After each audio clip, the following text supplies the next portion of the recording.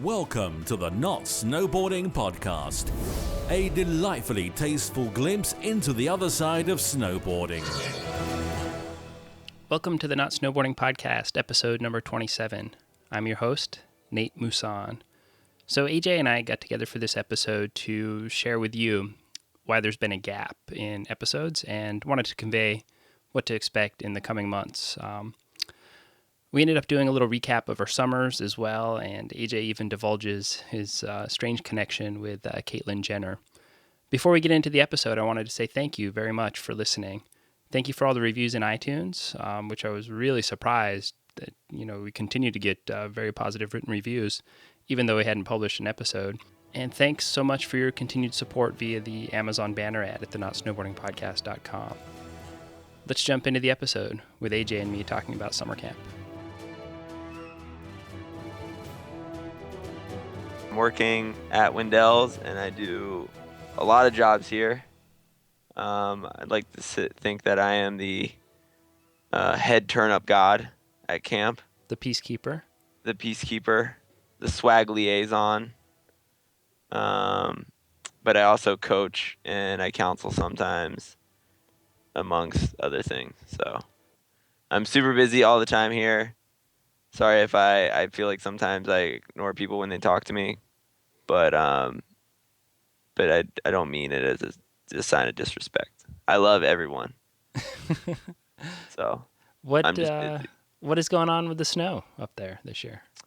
Well, it has been a low snow year. The swells have not been pumping as big as they have in the past. We've been getting people still getting barrels here and there, but there's not super consistent ones pumping every day. So yeah, it's been low tide.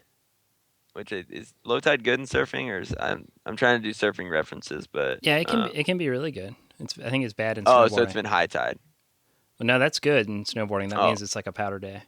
So it's been low tide, which is bad in snowboarding but good in surfing. Yeah, sometimes. Okay. I mean, it just depends on the break.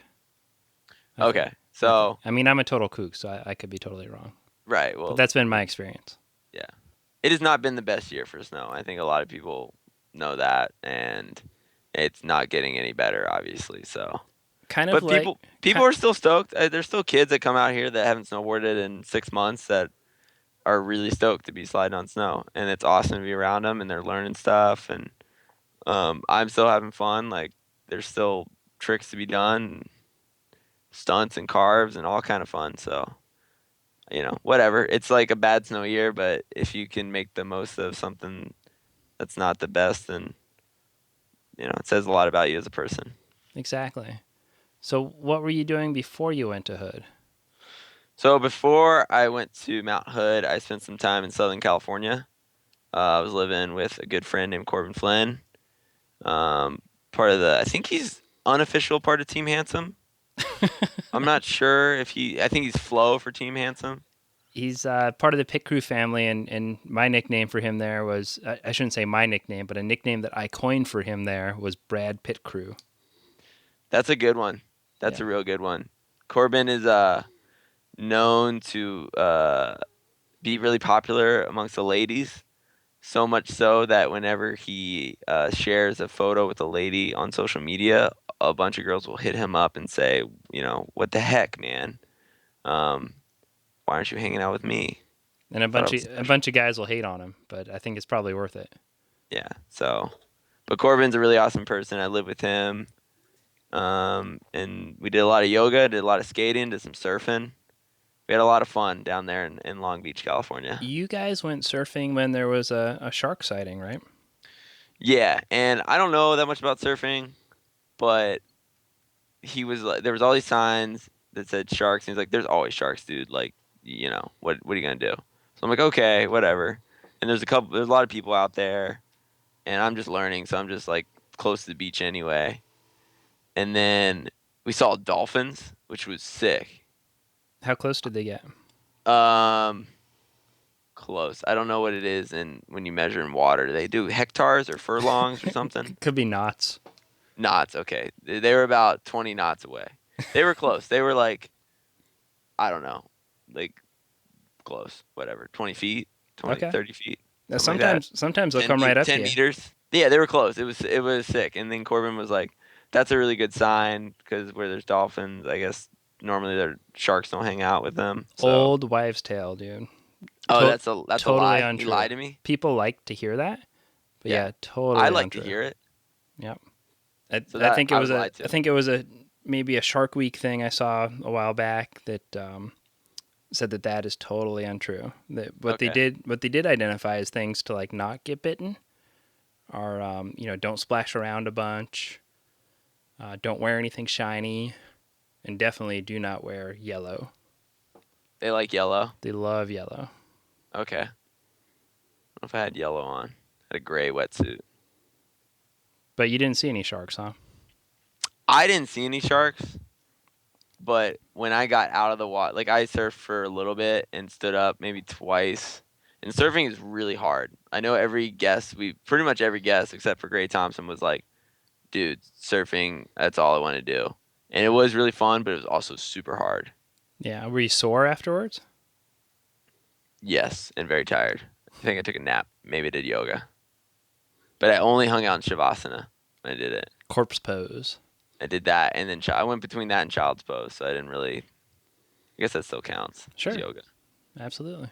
But I didn't see any sharks, and I got out, and Corbin was still ripping, and then he got out, and then this stand-up supper paddleboarder got out and was like, "Yo, did you guys see the whitey out there?" And I was like, "What are you talking about?" He's like, "Oh, the great white shark." It's like my friends. There's friends are out there on the stand-up paddleboards with a GoPro in the water, like filming it, and it was right where we were surfing. That video went super viral. Wait, what? Really? Oh my God, yeah. That was like all over. Like, I think like trying to think of the name of the different surf, Facebook websites like Stab Magazine, and like Surfline, and like all kinds of the different surfing sites. Yeah, that was absolutely. So that was right where you guys were. Yeah, it was like right where I was surfing, and I was like, all right. And then I was like, I think I'm done for the day, man. Like, I'm cool. This was fun, but didn't good to call it. You sure that's the same video that came out like about a month ago? Yeah, I'll put it in the show notes. I'll send it to you to make sure. I'll look back. It was like Seal Beach or Huntington Beach. Yeah, it even has the sign that because I recognized it from your guys' Snapchats, because Corbin or you Snapchatted the sign, and then they had that sign in the video too. Wow! And I was like, I wonder if that's the same spot those guys were. Wow! But it just goes to show that getting bit by a shark is super rare, and dying by one is even way more rare. It would have been kind of sick if I got bitten by a shark like the first time I went surfing. It would suck to lose a limb or something. But it'd have been really sick to get bitten by a shark. So you caught a couple waves, you stood up. Like when you stood up, were you in like the right spot on the board, or did it feel super weird? How long were you on the board? I don't know. It was standing up and kind of riding it for a little bit and then falling in. It was not very long, and it wasn't very good looking or anything like that. It was like really quick. Yeah. I don't know. It was hard, but it was actually a lot of fun just to be in the water and be in the ocean and stuff. The ocean is crazy. It's so powerful. It's very, very cleansing when you feel done. Like you said, you went and did yoga, to relax some of your sore muscles. But for me, I just feel refreshed after a day of surfing. Yeah. You don't feel like sticky and dirty and sweaty like skating or snowboarding. So I wonder if we should kind of back up here and discuss why we haven't had a podcast episode in a while. Well, I would just say to the people that are asking that question, you try producing a podcast week in and week out. It's not easy. It is really fun to do, but it's not easy, especially when you're very transient like I am, and you're a step above homeless like other skaters and snowboarders are. So you are just a step above homeless, huh? That's awesome. Just one step. I'm jealous. I want to live out of my truck. And I guess that's technically not homeless, but pretty close. That's a smaller step above than you are. Yeah. I want to get there. Hopefully I can get there. I need to condense some more stuff in my life, but if I can live in a vehicle and that be my home and I just go everywhere, then that's the perfect life for me. I'm trying to think other reasons why We haven't had an episode in a while. Because snowboarders don't want to talk about snowboarding in the summer. Well, that should be okay for us. We're the Not Snowboarding Podcast. That's true. But maybe they want to just distance themselves from anything involving snowboarding. Possibly. I don't know why. That's a good question. Why haven't we done this, Nate? Lately, it's been the Not Podcasting Podcast. Yeah. But to answer your question directly, I think that got busy, right? Life took over. Like you said, you're moving around. I have a full-time job I haven't really talked about on the podcast much, I think. In addition to the podcast and to Shred Souls, I sell financial aid software by the daytime to colleges. Super exciting stuff, right? But it's very demanding. Lots of travel and lots of office hours as well. Average week for me behind a desk is anywhere between 50 to 55 hours, sometimes considerably more. So I think that the demands of the job started to hit pretty heavily. Also went on a vacation right around the time that we started to fall off with the episodes. I went to Hawaii and went surfing, which was amazing. It was my 15th wedding anniversary, so my wife and I had a blast. And I think that all just kind of created like a perfect storm to where we just didn't follow through on some stuff. We live lives. We live our lives. But like you said, it's super fun.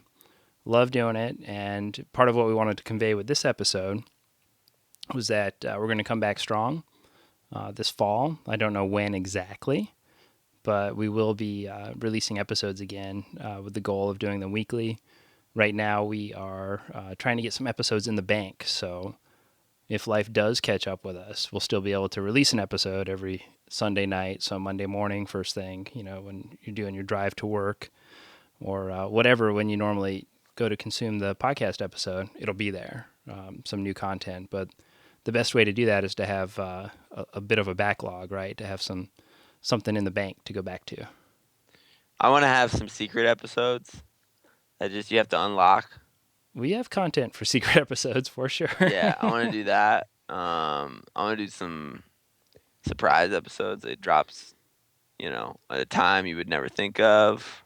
That was my thing in the beginning, right? I wanted to do like 2 times a week. Yeah, I think you were. That's too much. I think you were like, people don't want to hear us too talk much. that much. Yeah, I think they're already like not.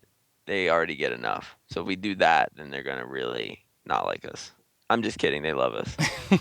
Of course they love us. They wouldn't be listening this far if they didn't like us. We wouldn't be getting like nasty Facebook messages and emails and text messages about like, where the hell's the new episode?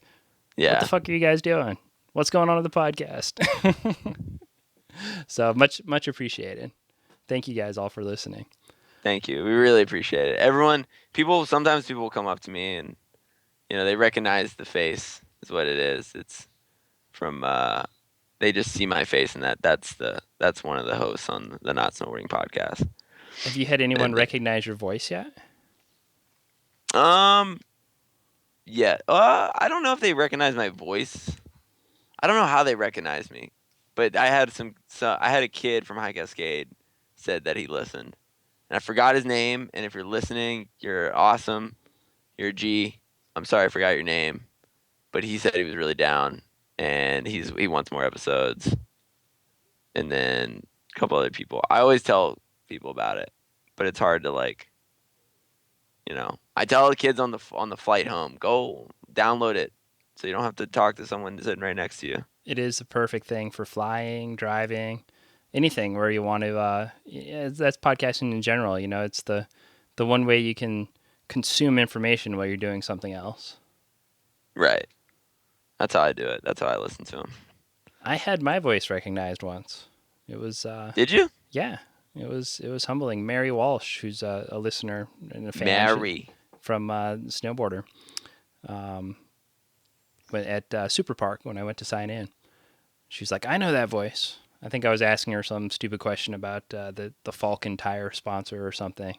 And she was kind of like nose down typing into her computer. And I said, are these tires really good or something like that? And she was just like, I know that voice. And I was like, are you kidding me? That was really cool. Thanks, Mary. Mary, I saw Mary in Mammoth, and she is a pretty big fan. Apparently, she jogs and listens to the episodes. Yeah, that's what she said. And she loves it, and I think that's really awesome. Mary's an awesome lady. I saw her at Mount Hood today somewhere. I didn't get to talk to her, but I was driving away and I saw her. So I'm gonna say what up to her again because she is one of our biggest supporters, and we are lucky to have her as a fan. Absolutely. So speaking about girls, there's two ways I guess I could take this, but you did some other summer work this summer. Oh, it was kind of like okay, you were doing it. You couldn't tell me anything about it. It was kind of like Hollywood secret. Secret, dude. Yeah. Can you talk about it? There's papers to sign. There's a process. There's a lot of what have yous, and there's just things that you just can't release. But I did before I came to camp. I was working in LA, like on some photo shoots and TV shows, like dressing the sets, which means like setting up the props. I was the prop man, and it was really fun. But my first paying gig in LA was the Caitlyn Jenner Vanity Fair shoot, and I had a really small part of it, but I was really, really stoked to be a part of that because it was kind of an incredible thing to see come out in the world, and it really had a huge impact on society, I think. So did you get to meet Caitlyn, or was it kind of like... I did not get to meet her. I did not get to go to her house. Like I said, had a small part, and I just kind of handled some of the props. Did you get to see Caitlyn? I did not. No. Okay, so that's why I cannot emphasize enough. I had a small part, but I did make money from that job, and it was really cool to get. I think it took about a month for it to come out. Right. From like the time they did it till it was out. So once the Vanity Fair issue hit the stands, then you were free to talk about it. Yeah, of course. Okay. It was kind of, there's like I don't know how much I can say, but there was kind of a lot of stuff that was pretty crazy from that, and I was just doing it to make some money. My friend Patrick was like lucky enough to hook me up, and then it was like, whoa, this is actually kind of an important thing. Like this lady, her whole life felt like, she was a lady in a man's body, and she was like this American hero, and she just struggled with it and struggled with like, you can read the article, but personal things in her life, family things, and I don't know, I can't imagine how she felt.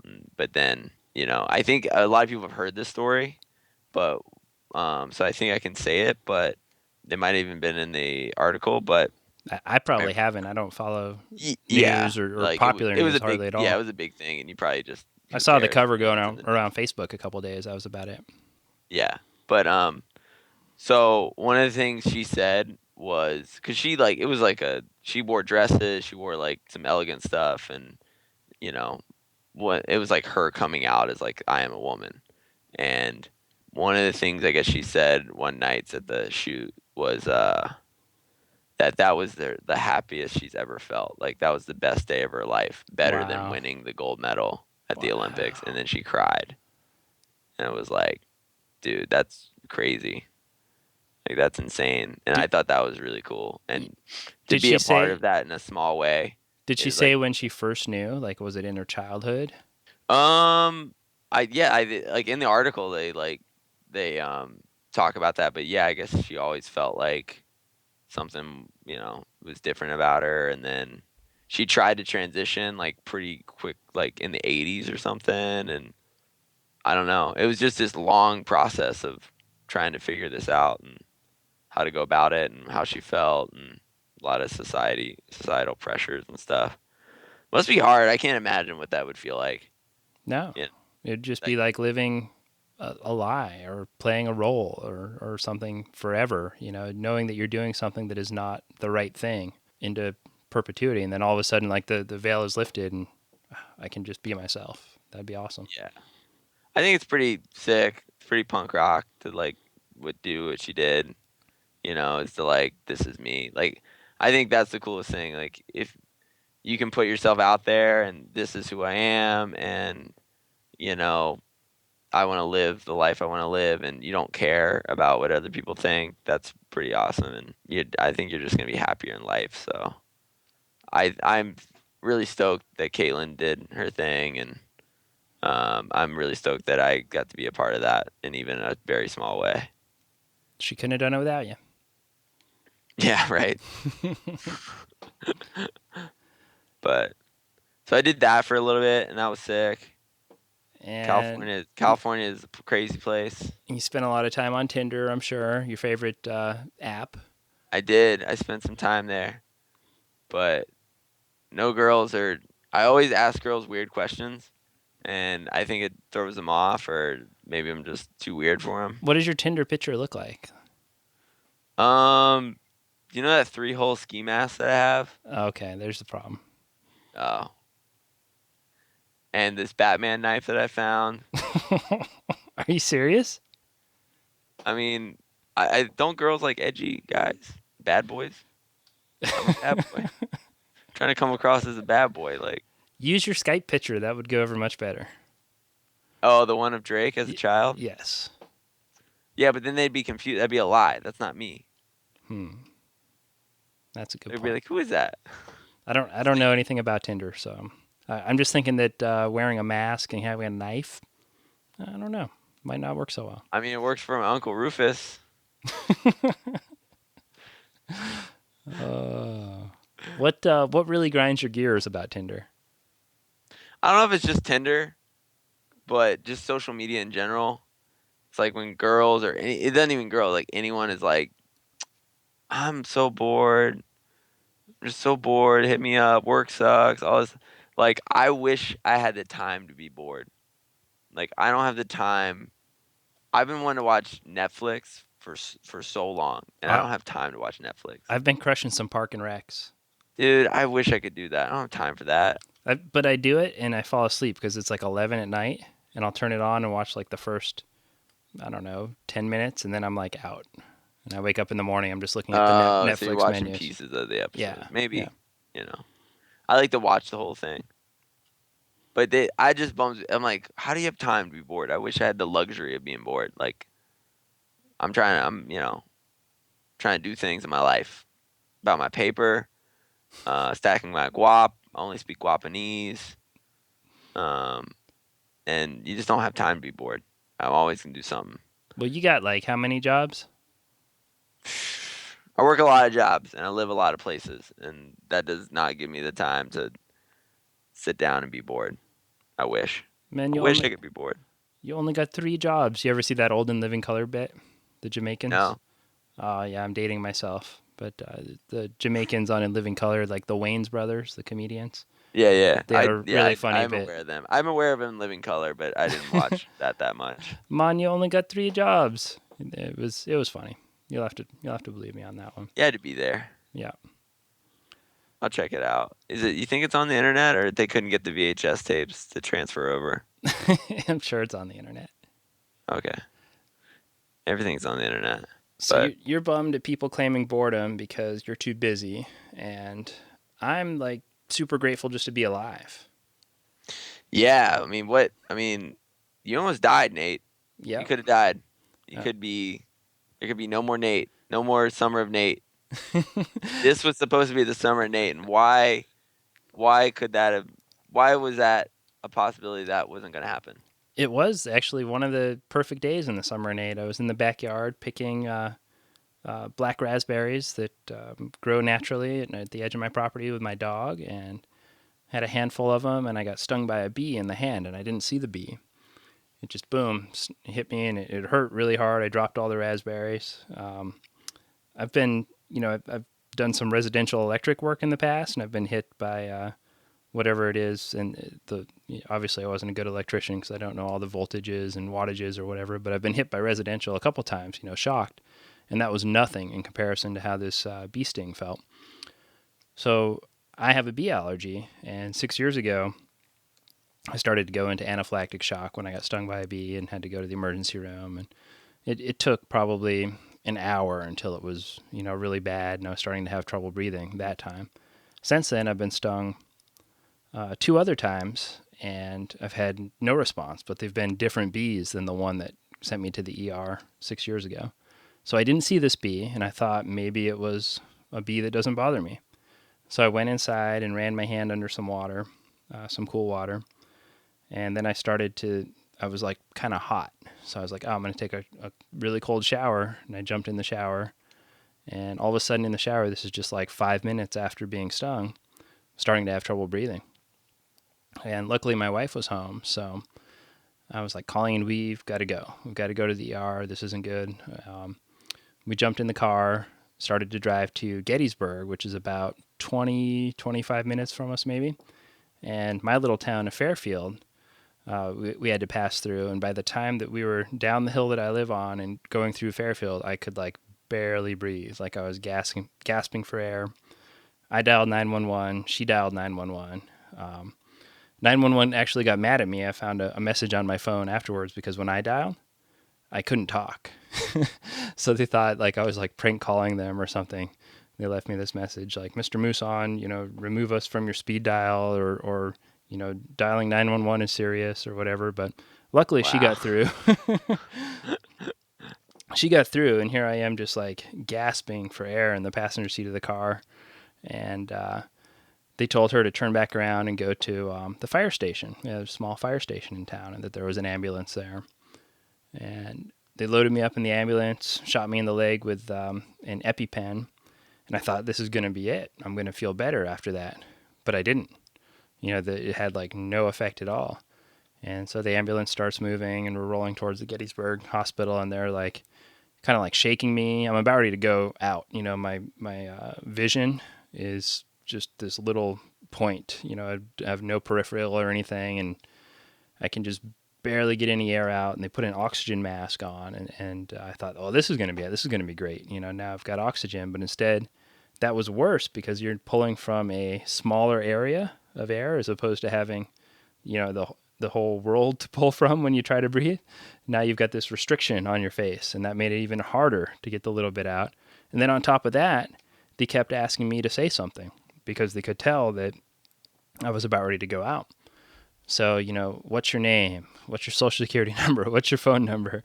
What's your dog's name? Like all these questions, and I couldn't really respond because the little bit of air I was able to get was the difference between gasping and getting that air through or trying to make noise with my mouth to communicate. So it was interesting to say the least, but when we pulled into the hospital and started to come off the ambulance right around that time, they'd also put an IV in me. So either something they were putting in the IV drip or the epinephrine through the EpiPen had started to work, and I started to be able to breathe a little bit. But then I think I was in the emergency room for like 6 hours, 7 hours maybe. I was in there for a long time because they want to make sure that as the drugs start to wear off, that you don't have another reaction.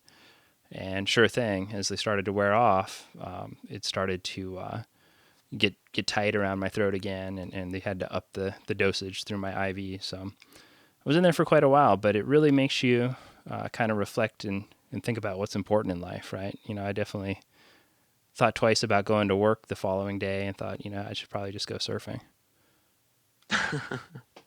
I did end up going to work though, unfortunately. Oh. Well, I was hoping that was going to end with, I actually quit my job and just started surfing. That's probably what I should have done. I was really listening to the world, but now I have an EpiPen, so at least I'll not die. I probably, if my wife wasn't home, I don't think I would have made the drive on my own. I can almost guarantee you that I wouldn't have, Right. I mean, here I was 10 minutes away from my house, and I couldn't even talk to the people on 911. Wow. So that's scary. Yeah. It was that's insane. That's crazy. It's a humbling experience for sure. Yeah. So that was my summer. Well, I mean, it could get better. What's it? It's halfway through summer. You could still have something better pick you up. Oh, for sure. I don't know. The NWA movie's coming out. I'm pretty excited about that. All my campers are super stoked. Sharknado 3. Sharknado 3, that'll be another blockbuster. July 22nd. Yeah. So we're all excited. Yeah, that's crazy. I mean, it's good to have those sobering moments. You know, you kind of look back, and I think I always reflect back and be like, all right, I should just do what I want to do and Yeah. not worry about, oh, maybe I need to do this because Money. It's always money. money or, it's money or society or like, you can make money doing stuff you like, you know? You can enjoy, if you're not like really enjoying it, like part of it, then I don't know, it's not worth it. Honestly, I feel like life's too short. You get stung by a bee, and then that could be it. And then you spent the last couple days of your life or years or whatever doing something you hated just to like buy some crap you don't need to impress people you don't like. And that from Exactly. that Fight Club?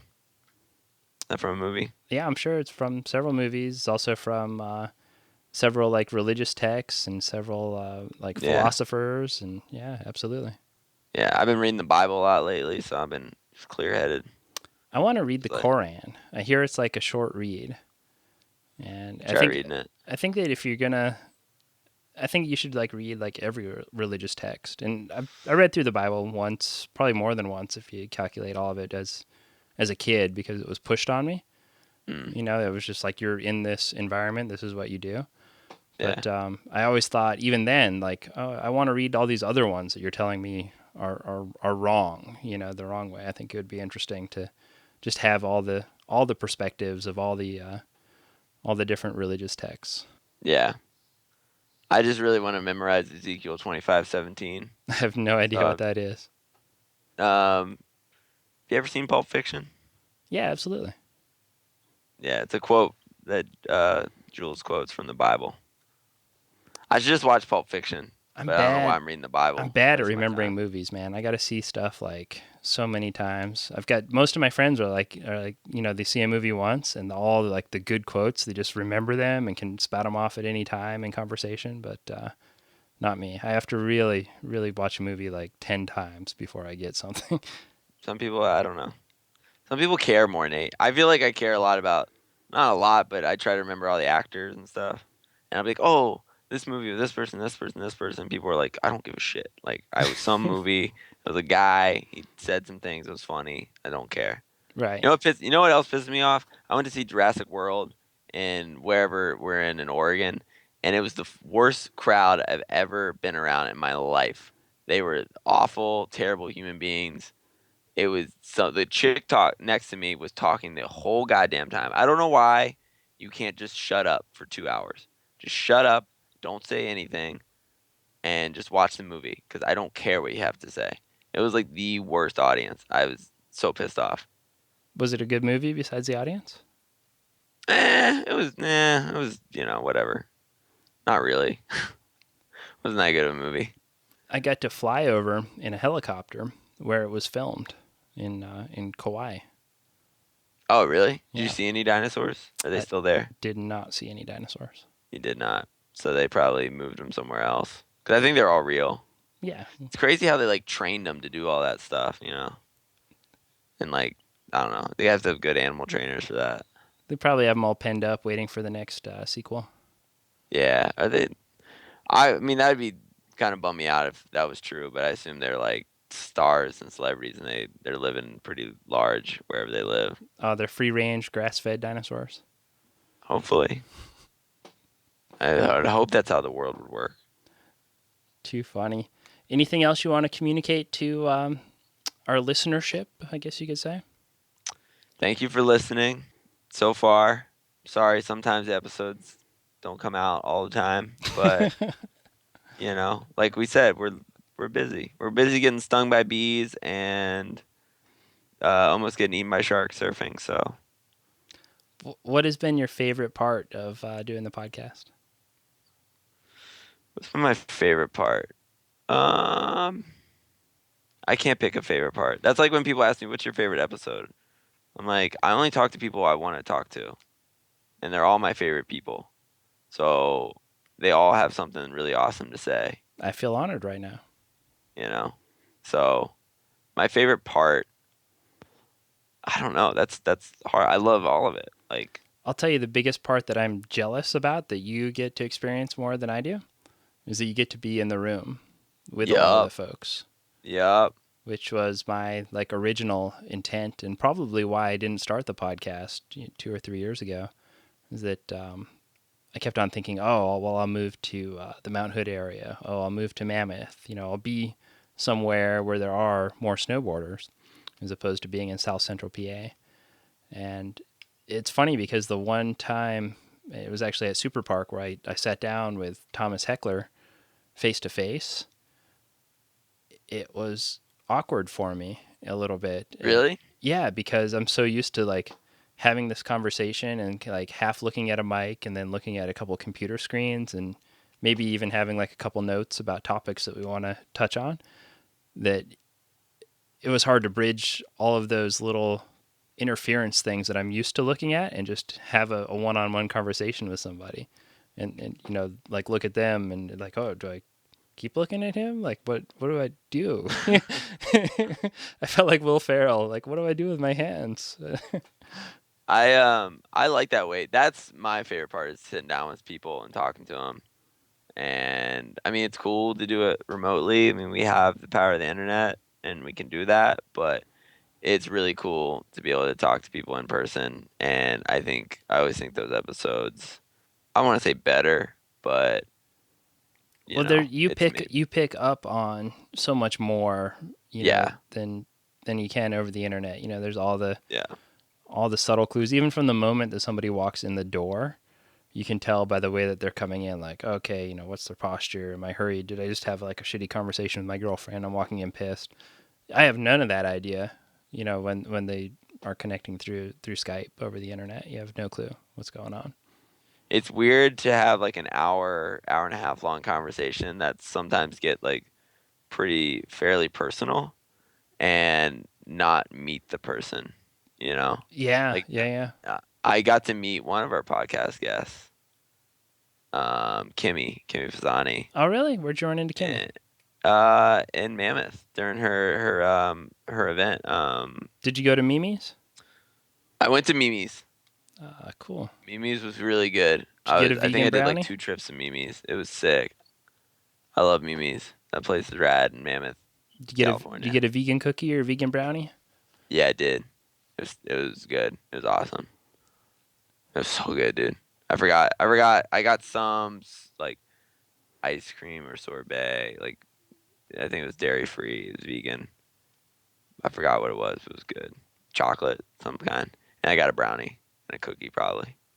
I got a bunch of stuff because I was like, all right, I want to buy all of this. They even had like dog treats, like, or whatever, like doggy cookies. I saw that on the website. That's right. And I was like, all right, can people eat these still? Is it kind of like just for dogs? Like, am I going to get sick if I eat them?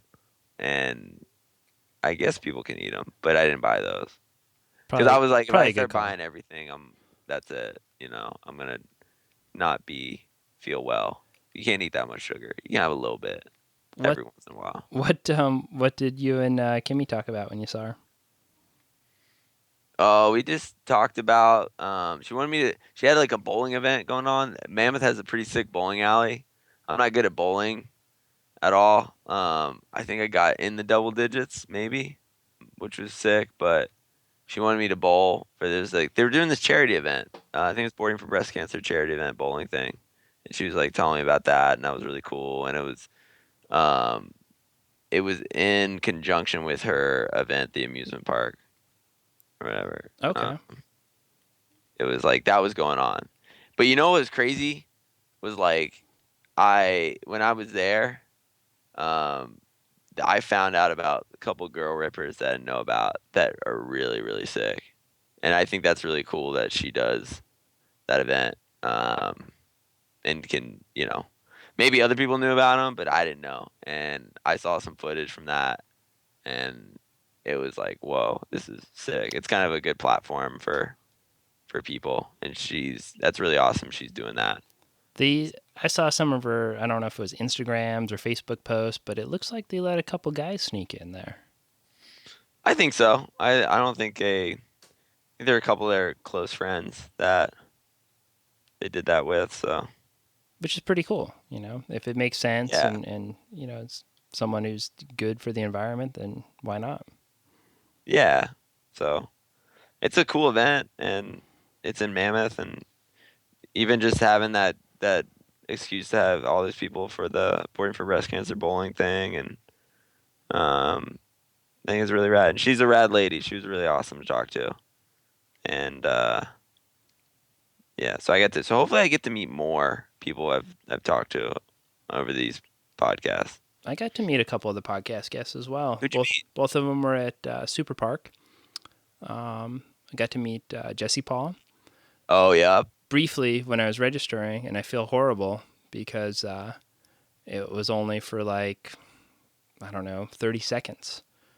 And you've got to understand the energy and just the mayhem at the beginning, first day of Super Park. Like, you've got to get registered at one table, and there's hundreds of people everywhere. I mean, there's just like a sea of people at the little deck area on Seven Springs.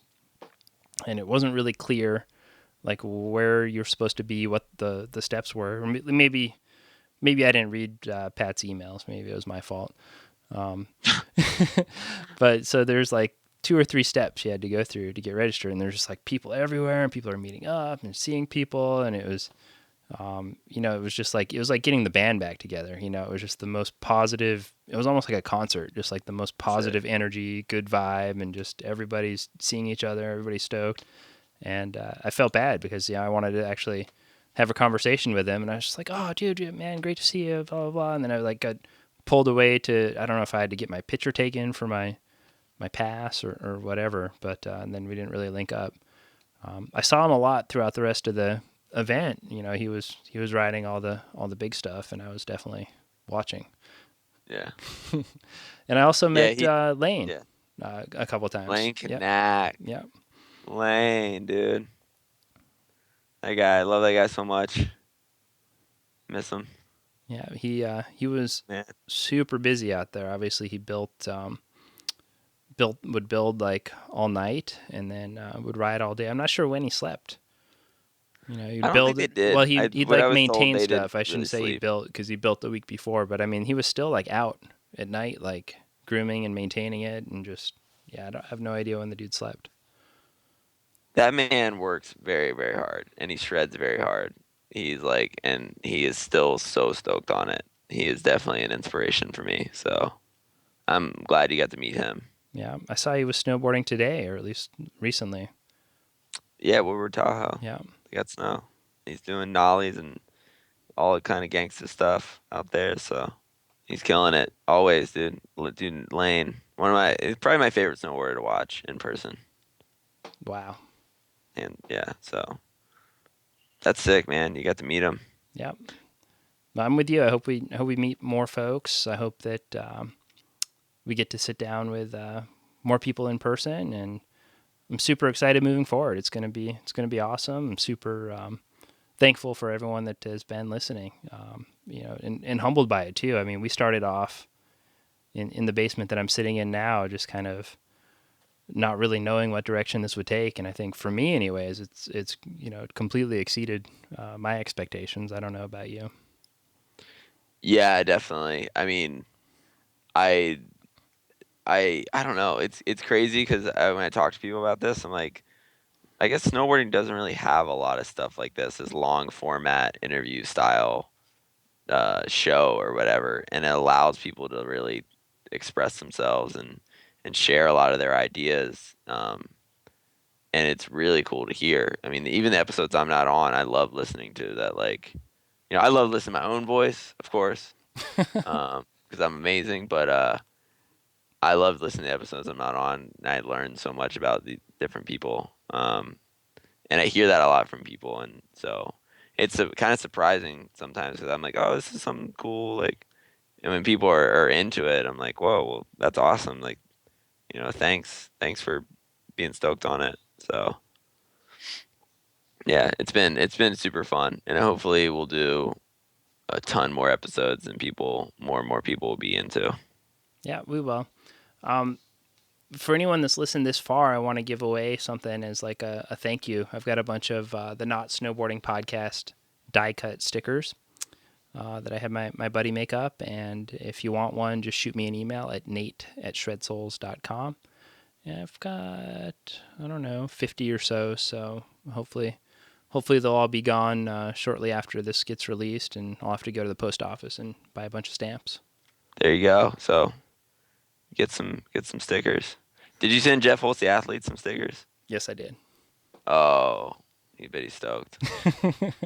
Actually, that should be there. Oh, there we go. He should be a guest.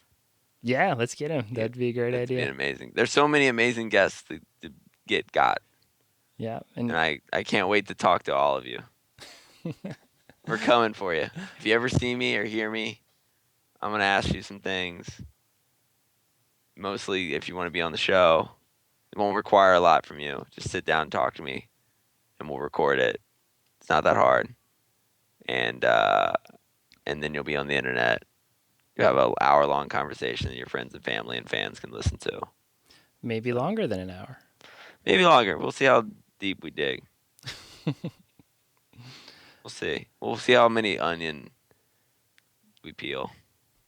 Potatoes, whatever. What was we saying? Onions. We're peeling onions. Peeling the onion. Are you ever going to ask the would you rather question again? That one hurt me in my soul. Oh, about the parents? Yeah. No, because that was the best answer I've ever heard. So yeah. Gray Thompson shut it down. Yes, I can't ever. Are we gonna do like a best of where we just do like one episode that's like, a filler, like when sitcoms do filler episodes, and it's like the best of clips, like right. We go through and like, remember that one time, and then it cuts to that clip, and like that was so funny. Are we gonna do that? We could do that at some point. We could do that. I thought some podcasts do that. Like one podcast I listened to, Freakonomics. It just re-releases episodes when they have downtime or gaps. They do one a week. Yeah. But then it's been the summer, and they've had like 3 or 4 week gaps where they've just re-released old episodes, and they just kind of do a quick intro and, hey, this was an episode from 2 years ago. We're on vacation. I thought you might like this. And put it out there. So kind of a similar idea, reusing old content. But I don't know. The other thing is, we have a ton of stuff that hasn't from the interviews that hasn't made it to the surface. That was either kind of like before the interview started or afterwards, or some folks that have had trouble saying the drop. Right. That would always be an interesting little edit too. Yeah. Hey, this is Nate Musan, and you're listening to the Not Snowboarding Podcast. You'd be surprised how hard that is for some people to say. Yeah, I mean, I don't know. Sometimes it's tough. I guess we're good at it now, or we're better at it now, so maybe we take it for granted. Maybe it's not that easy for some people. Maybe it's a difficult thing that we have had a lot of practice. I think we're like popping it on them. We're like popping it on them because we go through the whole conversation, and then at the end they're kind of like winding down. They think everything's done, and we're like, oh, hey, one more thing, could you do this? So it's kind of a surprise. So maybe you didn't know that was coming, you're unprepared. Maybe we prep them for it in the future so they kind of know, oh, by the way, at the end we're going to ask you to say this. I would like to maybe we can talk about that in the green room when they have some downtime and when they're in the makeup chair and all that stuff. And so that's the thing that's been super fun about this, is that there's like no rules and there's really no guidebook. So I've kind of been figuring it out as we go. Yeah. All right, well, here's to changing the game. Cheers. I think we did it. This will be later. One episode kind of hanging out there in the middle for the summer, and a bunch more coming this fall. Sounds good. Bye. All right, later.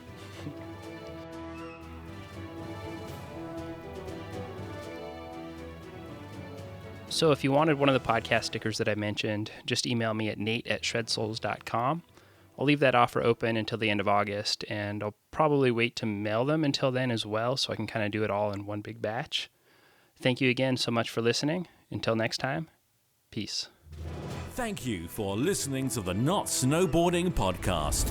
To hear more episodes, go to www.notsnowboardingpodcast.com.